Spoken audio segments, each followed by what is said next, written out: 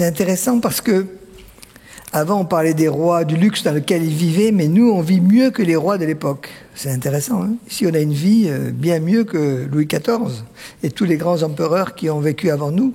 Pourquoi? À cause de l'énergie. À l'époque, ils avaient des gens qui les ventilaient l'été. Eh oui, il n'y avait pas de... Quand vous regardez comment ça s'est passé dans le monde, au départ, il n'y avait que l'énergie de l'homme. Les faibles, ils mouraient tout de suite. Hier, avant-hier plutôt, il y a 3 jours, je ne sais plus, mardi, j'ai eu un malaise, quelque chose n'était pas bien, c'est mon âge, je ne sais pas, c'est quelque chose. Je ne pouvais plus marcher presque. Heureusement, j'avais une voiture, 170 chevaux dedans, j'ai pu rentrer chez moi. Moi, je n'avais même pas un centième de cheval possible. Grâce à la voiture, j'ai pu rentrer. À l'époque, on n'avait que la force humaine pour faire les choses, et les faibles ne pouvaient pas travailler, et ils mouraient d'ailleurs rapidement. Et petit à petit, on a utilisé l'animal, qui a apporté sa force animale. Puis après, on a inventé des nouvelles choses. On a utilisé les rivières, faire tourner des moulins à eau, des moulins à vent. Puis on a inventé la vapeur, la machine à vapeur, l'essence, etc., les moteurs à combustion. Et au fur et à mesure, notre niveau de vie a augmenté avec le niveau d'énergie disponible. Plus on a d'énergie, plus notre vie devient confortable. C'est une conséquence, c'est ce qu'on a vu depuis toujours, hein.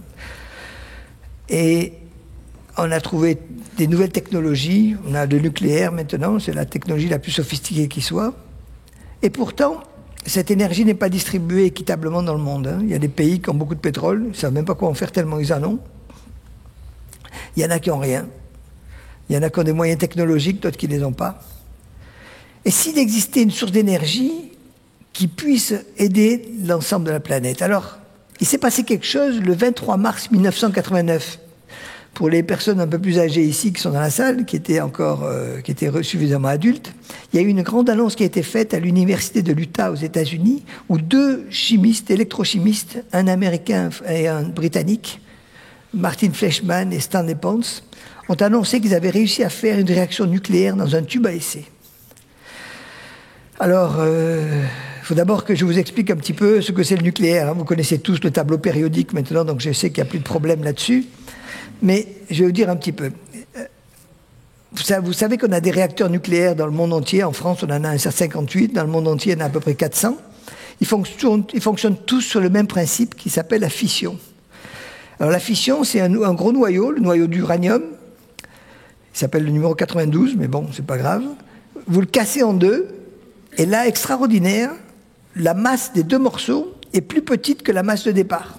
Ce qui est extraordinaire, parce que normalement, on devrait rien perdre. Mais il y a une différence de masse. Et cette différence de masse, c'est grâce à la théorie d'Einstein qu'on comprend, c'est que la masse peut se transformer en énergie. Il y a une équation que vous connaissez tous, j'en suis sûr, c'est E égale mc carré. Hein, E, c'est l'énergie, m, c'est la masse, ou la perte de masse, et c, c'est la vitesse de la lumière. La vitesse de la lumière, c'est 300 000 km à la seconde. Donc si vous l'élevez au carré, ça fait beaucoup de zéros. Hein. Donc c'est énorme. C'est pour ça que l'énergie nucléaire est si importante pour certaines personnes. C'est qu'avec un petit peu d'uranium, vous faites beaucoup d'énergie. Vous n'avez pas besoin de wagons de charbon ni de pétroliers. Avec un petit peu d'uranium, vous y arrivez. Ça, c'est ce qu'on appelle la fission. Ça existe depuis, ça a été découvert en 1938, ça a été développé, on en a fait une bombe atomique en premier, on a fait des réacteurs nucléaires ensuite. Ça, c'est la première méthode. La deuxième méthode, c'est ce qu'on appelle la fusion. La fusion, c'est le processus inverse. Vous prenez 2 noyaux légers de l'hydrogène, vous les collez l'un contre l'autre, et à ce moment-là, vous fabriquez de l'hélium, qui est un gaz, et l'énergie, la masse de l'hélium est plus petite que les 2 morceaux d'hydrogène. C'est l'inverse, mais là aussi vous avez perdu la masse, qui se traduit aussi en énergie. Le problème avec la fusion, c'est que les noyaux, vous avez tous appris ça, que le noyau est positif, les électrons sont négatifs, donc vous oubliez les électrons. Hein. Les 2 noyaux étant positifs, ils ont tendance à se repousser comme les aimants. Hein. Vous avez joué tous avec des aimants, vous savez ce que c'est. Quand on essaie de coller, on n'y arrive pas tellement c'est fort, hein, quand c'est très près. Alors pour y arriver, il y a quelqu'un qui a trouvé une solution, c'est le bon Dieu, ou son remplaçant, enfin je sais pas, il a sous-traité peut-être. Et lui, oui, il sous-traite beaucoup en ce moment. Donc, il a sous-traité peut-être à quelqu'un, et lui, il a trouvé la solution. Dans les étoiles, comme le Soleil, la pression qu'il y a au centre du Soleil et la température est tellement élevée que les noyaux d'hydrogène arrivent à s'approcher suffisamment près pour fusionner. Le centre du Soleil, du moins c'est la théorie qui le dit, hein, les modèles, est à 15 millions de degrés. Vous imaginez 15 millions de degrés. Là, c'est 20 degrés la pièce. Donc 15 millions, on est tous morts depuis longtemps. Donc au centre du Soleil, il y a des pressions gigantesques et une température très élevée. Ça, c'est la fusion thermonucléaire qui se passe dans le Soleil. On a réussi à le faire sur Terre, hein, il n'y a pas de problème. Ça a été fait dans début des années 50, ça s'appelle la bombe H, la bombe à hydrogène. Où là, pour arriver à ces températures, on a utilisé une astuce, on a pris une première bombe atomique, hein, c'est le pétard de début, qui comprime l'hydrogène et qui fait exploser l'ensemble. Ça a été magnifique, ça fait des beaux champignons et beaucoup de radioactivité, de choses comme ça, mais ça marche. Seulement, c'est pas du tout contrôlable. Donc, ça fait une explosion et c'est tout. Ce qu'on voudrait, c'est le contrôler. C'est pour ça que près d'ici, à Cadarache, il y a un projet qui s'appelle le projet ITER, qui est en construction, pour essayer de contrôler ce mécanisme. Et comme là, on n'a pas la pression du Soleil, on n'a pas la pression d'une bombe atomique avant, on est obligé de monter à 150 millions de degrés. Et 150 millions de degrés, c'est quand même assez chaud, et donc les parois en acier qu'on peut avoir, il n'y a aucune paroi qui tient le coup à 150 millions de degrés, c'est impossible. Donc on essaie de confiner avec des champs magnétiques, etc., mais c'est très difficile. Ces deux inventeurs, ils ont eu l'idée au lieu d'essayer de confiner dans des énormes machines gigantesques, des cathédrales, c'est pire qu'une cathédrale en fait, ils ont eu l'idée d'introduire d'une manière douce de l'hydrogène à l'intérieur d'un matériau qui aime l'hydrogène. Et le palladium adore l'hydrogène, c'est vraiment un truc, une affinité très grande. Vous savez, il y a des affinités entre les gens, côté chimique un peu des fois avec les gens, du premier coup d'œil, vous tombez amoureux. Là c'est pareil, l'hydrogène rentre dans le palladium tout seul pratiquement. Et quand on a mis un peu plus en forçant un petit peu, on arrive à les coincer entre les atomes de palladium et ils commencent à fusionner. Et c'est ce qu'ils ont fait. Mais évidemment, les théoristes, quand ils ont annoncé par une conférence de presse à l'université de l'Utah ce qu'ils avaient obtenu, tous les théoriciens du monde entier ont dit c'est pas possible, il vous faut 150 millions de degrés. Vous n'avez pas 150 millions de degrés, vous êtes à la température ambiante, c'est pas possible. Des expérimentateurs ont fait des expériences qui ont raté, qui ont réussi, qui ont raté, et rapidement le sujet a été balayé de la science officielle, et c'est devenu quasiment interdit d'y travailler, aussi bien en France que dans de nombreux pays. Néanmoins, les gens continuent à travailler, et ça date de 26 ans maintenant. Il y a eu une conférence à Padoue, il y a quelques semaines, sur la fusion froide, où il y avait 480 personnes qui étaient là pour cette conférence quand même. C'était la plus grande conférence qu'on ait jamais eue. Et on a commencé à approcher maintenant non seulement à des explications théoriques, explications du phénomène.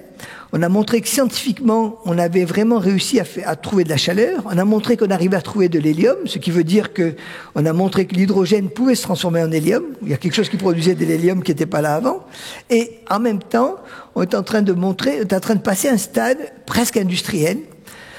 Parce que les watts, les kilowatts, il faut des kilowatts et des kilowatts. Enfin, une maison, hein, c'est à peu près 1 kilowatt qu'il faudrait en permanence pour la faire fonctionner. Donc, c'est pas avec une petite pile que ça y arrivera. Donc, maintenant, on a commencé à fabriquer des instruments, des appareils qui commencent à fabriquer des kilowatts. On en est encore au stade des prototypes, hein, mais ça avance assez rapidement. La difficulté qu'on a, c'est qu'il y a très peu de gens qui travaillent dessus parce que le sujet est quasiment interdit. Le CNRS, le CEA ne veulent pas qu'on travaille dessus. Donc, si vous voulez travailler sans le CNRS et le CEA, je ne sais pas comment on peut faire. Sauf si vous êtes très riche, vous avez une grand-mère riche, quelqu'un de riche dans votre famille qui vous aide bien. Mais bon, c'est très difficile. Mais petit à petit, le sujet avance et les prototypes commencent à sortir de réacteurs nucléaires de fusion froide qui ne produisent ni radioactivité, ni déchets nucléaires. Ils produisent que de l'hélium. L'hélium, vous savez, c'est ce qu'on met dans les ballons qui s'envolent, hein, donc c'est pas méchant. Si vous le avalez un peu, ça fait une voix de canard, c'est à peu près tout ce que ça peut faire. Donc c'est pas du tout dangereux. Et ça en produit très peu, de toute façon, parce que c'est au niveau nucléaire. Donc les énergies sont énormes. Avec un tout petit peu, avec 1 gramme, une expérience récente, avec 1 gramme de nickel, 1 gramme, c'est pas beaucoup, hein. C'est même pas un morceau de sucre, hein. Je ne sais pas combien pèse un morceau de sucre, j'en sais rien, mais c'est moins que ça. Vous devez le savoir, ce qu'il faut à la cuisine. Ouais, je ne sais pas trop. Et en tous les cas, avec 1 gramme de nickel, pendant 32 jours, ils ont sorti 3 kilowatts de chaleur. Je veux dire, bon, ça va. On pourra faire marcher la voiture Tesla avec un générateur de fusion froide bientôt. Et 1 gramme, mais c'est rien, quoi. 1 gramme, c'est rien du tout. Donc, on est en train d'arriver à un monde qui va réussir une solution qui va changer complètement la donne dans le monde. Un peu comme il s'est passé avec Internet, que personne n'a vu venir d'ailleurs, hein. Je suis désolé, mais personne n'a vu que l'Internet allait arriver. Même les gens de science-fiction n'ont pas imaginé une chose pareille. Et la fusion froide, c'est un peu ce qui se passe. Ça se passe, mais personne n'est au courant. En fait, si vous allez sur Internet, vous êtes au courant. Mais on n'en parle jamais, et pourtant ça marche.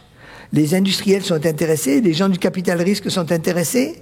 Tout à l'heure, j'ai regardé un message, c'était un gars du capital risque qui voulait me contacter justement pour travailler là-dessus, parce que les gens savent que ça va sortir bientôt, ils veulent pas rater le coche quand ça va sortir. Qu'est-ce qui va se passer lorsque ça sort? On pourra faire des réacteurs de petite dimension, de moyenne dimension, de grande dimension. On pourra avoir des unités qui fonctionnent dans une maison, dans un village en Afrique, dans un immeuble, dans une usine. Dans les années qui viennent, il va y avoir un changement énorme de paradigme sur l'énergie qui va changer complètement la face du monde. Vous savez, le monde fonctionne par cycle et le cycle sont souvent inspirés par les technologies nouvelles. Et ce nouveau cycle va changer complètement la donne. Et j'espère qu'avec ce cycle-là, enfin c'est mon espoir, moi je suis un pacifiste de premier rang, hein. Quand il y avait les débats, on parle du 8 mai, tout ça, mais moi je valorise plutôt les Gandhi et autres qui ont réussi à faire des révolutions sans tuer personne. C'est ça qui m'intéresse le plus. Ces gens-là qui veulent apporter la paix sur la Terre. Et une des sources, on en a parlé tout à l'heure, c'est les guerres pour avoir l'énergie.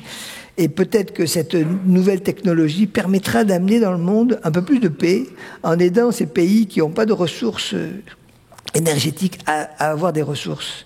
En Afrique, ils ont le téléphone portable, ils n'ont pas de téléphone filaire, parce ils ont sauté l'étape. Et nous, ben oui, ils n'ont pas de téléphone avec fil, c'est trop compliqué à mettre des fils. Alors, et nous, on a attendu plus longtemps pour l'avoir, le téléphone portable. Eh bien, cette nouvelle révolution va permettre de changer complètement la face du monde, et je l'espère d'être une petite pierre dans l'établissement de la paix sur la Terre. C'est mon rêve le meilleur. Merci.